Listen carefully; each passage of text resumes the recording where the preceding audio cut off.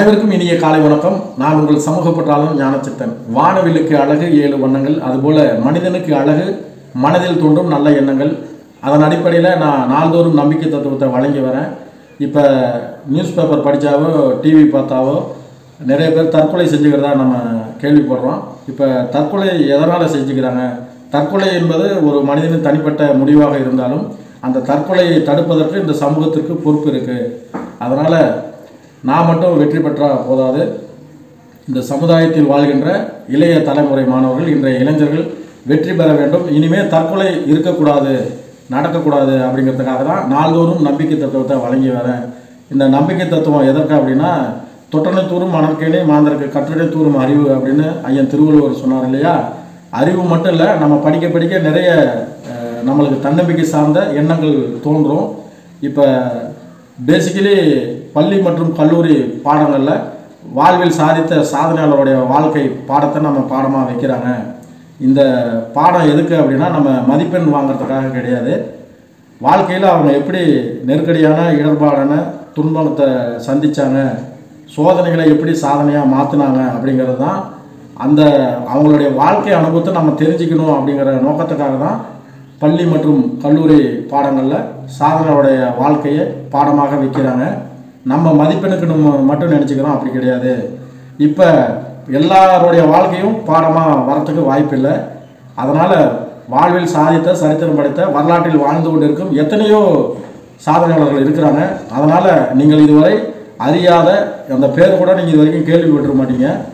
இதுவரை நீங்கள் அறியாத அரிய தகவல், நீங்கள் அவசியம் அறிய வேண்டிய தகவல் நான் தொகுத்து வழங்கும் இந்த நாள்தோறும் நம்பிக்கை தத்துவத்தில் தரும் தகவல். இந்த தகவலானது போட்டித் தேர்வுகளுக்கு கூட உங்களுக்கு பெரிதும் பயன்படும். டிஎன்பிஎஸ்சி, யூபிஎஸ்சி போன்ற போட்டித் தேர்வுகளுக்கு கூட நான் தொகுத்து வழங்கும் இந்த தகவல் பயன்படும். இதை பயன்படுத்தி நீங்களும் ஒரு வெற்றியாளராக வர வேண்டும். உங்கள் வாழ்க்கை இந்த சமுதாயத்திற்கு பயன்பட வேண்டும் என்பதே எனது தொலைநோக்கு பார்வை. அந்த வகையில் நம்ம இன்றைக்கி பார்க்க போகிறோம் சாதனையாளர் யார் அப்படின்னா, துவாரம் வேங்கடசுவாமி அவர்கள். துவாரம் வேங்கடசுவாமி அவர் யார், அவருடைய வாழ்க்கையில் எப்படி ஜெயிச்சார், சோதனையை எப்படி சாதனையாக மாற்றினார் அப்படிங்கிறத நம்ம இன்றைக்கி பார்க்க போகிறோம். துவாரம் வேங்கடசுவாமி அவர்கள் நவம்பர் 8ஆம் தேதி 1893ஆம் ஆண்டு கர்நாடக மாநிலம் பெங்களூரில் பிறக்கிறாரு. 1964ஆம் ஆண்டு நவம்பர் 25ஆம் தேதி இறைவனடி சேர்ந்து இரவாத புகழை அடைந்தார்.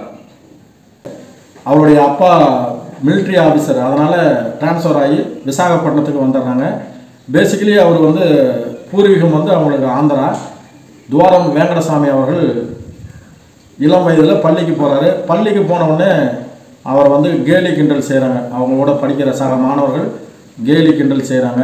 அதை எதுக்காக செய்கிறாங்க அப்படின்னு பார்த்தா, பிறப்பால் அவர் பார்வை குறைபாடு உடையவர், பார்வைத்திறன், அதாவது பிளைண்டுன்னு சொல்லுவோம் இல்லையா, பார்வைத்திறன் குறைபாடு உடையவர். அதனால் பசங்க கேலி கிண்டல் செய்கிறாங்கன்னு அவங்க அப்பா கேள்விப்பட்டு, இனிமேல் நீங்கள் இப்போ பள்ளிக்கு போய் படிக்க வேணாம், வீட்டிலேருந்தே படிங்க அப்படின்னு வீட்டுக்கு கூப்பிட்டு வந்துடுறாரு. வீட்டில் அவங்க அண்ணன் வேங்கட சுவாமி அவருடைய அண்ணன் இசை வயலின் இசை கலைஞர். அதனால் அந்த வயலின் எடுத்து ப்ராக்டிஸ் பண்ணுறாரு. ப்ராக்டிஸ் மேக் பர்ஃபெக்ட் அப்படிம்பாங்க இல்லையா, அந்த அடிப்படையில் பயிற்சியும் முயற்சியும் செய்தால் முடியாதது எதுவும் இல்லை. அந்த பொன்மொழியை தன்னுடைய வாழ்க்கையில் நடைமுறைக்கு கொண்டு வர்றாரு. பயிற்சியும் முயற்சியும் மேற்கொள்கிறாரு. வீணை சேசையா, சங்கமேஸ்வரர், கோனேரி ராஜபுரம் வைத்தியநாதர் போன்ற இசை கலைஞர்களுடைய இசையை கேட்குறாரு. காதில் கேட்டுக்கிட்டே உன்னிப்பாக கேட்டுக்கிட்டே ப்ராக்டிஸ் பண்ணிக்கிட்டே இருக்கிறாரு. இதில் அவர் ஒரு நல்ல ஒரு வயலினிஸ்டாக வந்துடுறாரு.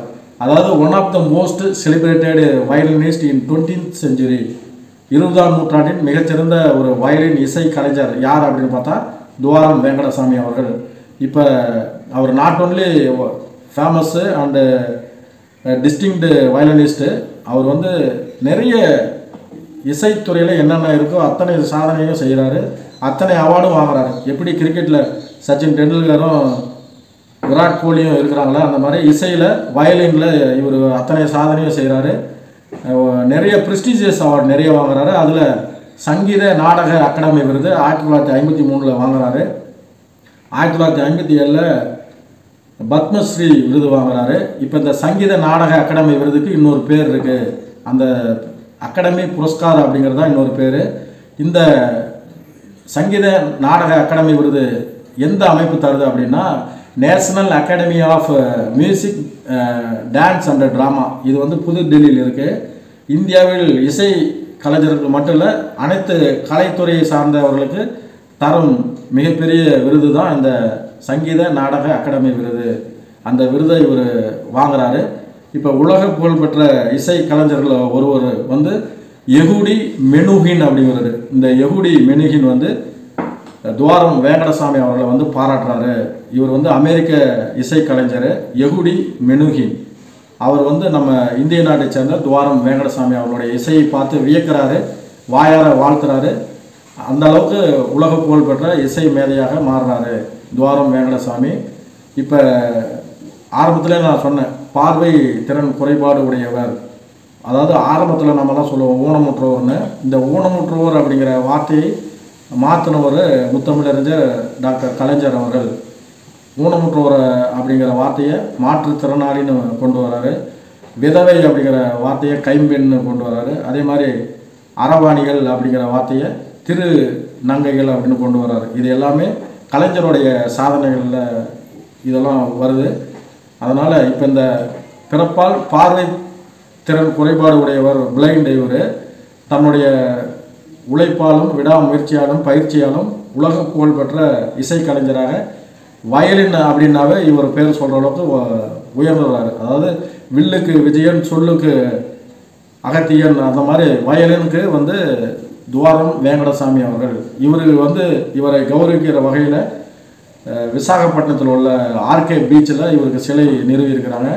1993 இவரை கௌரவிக்கும் வகையில் இந்திய அரசானது இவருக்கு அஞ்சல் தலையை வெளியிட்டிருக்கு. இப்போ பிறப்பால் மாற்றுத்திறனாளியாக இருந்தாலும், அதாவது அரிது மானிடராய் பிறத்தல் அரிது, அதனினும் அரிது கூன் குருடு செவிடு பேடு இன்றி பிறத்தல் அரிது அப்படின்னு ஔவையார் சொன்னாங்க. அது மாதிரி இவர் ஒரு மாற்றுத்திறனாளியாக இருந்தாலும் உலகம் போற்றும் திறனாளியாக தன்னுடைய வாழ்க்கையில் வாழ்ந்தார் அப்படிங்கிறது தான் இன்றைய நம்பிக்கை தத்துவம். அது மட்டும் இல்லை, பொற்காலத்தில் இயக்குனர் சேரன் அவர்கள் எடுத்த திரைப்படத்தில் கவிஞர் வைரமுத்து அவர்கள் ஒரு பாட்டு எழுதியிருப்பார் ஊனத்தை பற்றி. அந்த பாட்டில் வரும், ஊனம் ஊனம் ஊனம் இங்கே ஊனம் யாருங்கோ, உடம்பில் உள்ள குறைகள் எல்லாம் ஊனம் இல்லைங்கோ, ஊனம் ஊனம் ஊனம் இங்கே ஊனம் யாருங்கோ, உடம்பில் உள்ள குறைகள் எல்லாம் ஊனம் இல்லைங்கோ, உள்ளம் நல்லா இருந்தா ஊனம் ஒரு குறையில, உள்ளா ஊனப்பட்டா உடம்பிருந்தும் பயனில, 2 காலு உள்ளவனு கெடுக்கிறான், சில ஒத்த காலில் நல்ல வழி நடக்கிறான். மாற்றுத்திறனாளிகளை ஊக்குவிக்கும் வகையில் ஒவ்வொரு ஆண்டும் டிசம்பர் 3ஆம் தேதி உலக மாற்றுத்திறனாளிகள் தினத்தை கடைபிடித்து வருகிறோம். இப்போ என்னுடைய தந்தையார் திரு பழனி பெரியசாமி அவர்கள் கூட செவித்திறன் குறைபாடு உடைய ஒரு மாற்றுத்திறனாளி தான். எம்எஸ்சி வரைக்கும் என்னை படிக்க வச்சு, எங்கள் ஊரில் ரைஸ் மில் இருக்குது, அங்கே மூட்டை தூக்கி தான் என்னை எம்எஸ்சி வரைக்கும் படிக்க வச்சார். அதாவது மாற்றுத்திறனாளியாக இருந்தாலும் இந்த உலகம் போற்றும்படியாக என்னை உருவாக்கியிருக்கிறாரு. நான் சமூகத்தின் மீது அளவு கடந்த பற்றுக்குள்ள காரணம் எங்கள் அப்பா ஒரு மாற்றுத்திறனாளி என்பதனால். இது எதுக்காக சிம்பத்திக்காக நான் சொல்லலை.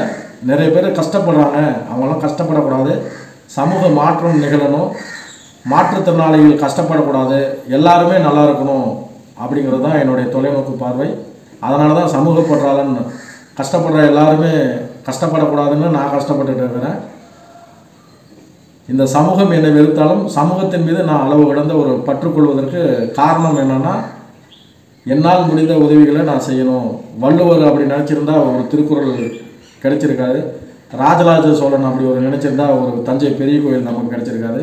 அதனால் இந்த சமூகம் என்னை நிராகரித்தாலும் புறக்கணித்தாலும் இந்த சமூகத்திற்கு என்னால் முடிந்த பங்கை நான் தொடர்ந்து செஞ்சு கொண்டே தான் இருப்பேன். இன்றைய பயனுள்ள தகவலாக துவாரம் வேங்கடசாமி அவர்களுடைய வாழ்க்கை வரலாறை தெரிஞ்சுக்கிட்டீங்க. மீண்டும் ஒரு நல்ல தகவலோடு நான் உங்களை சந்திக்கிறேன். உங்களிடமிருந்து விடைபெறுவது சமூக பற்றாளன் ஞானச்சித்தன். நன்றி, வணக்கம்.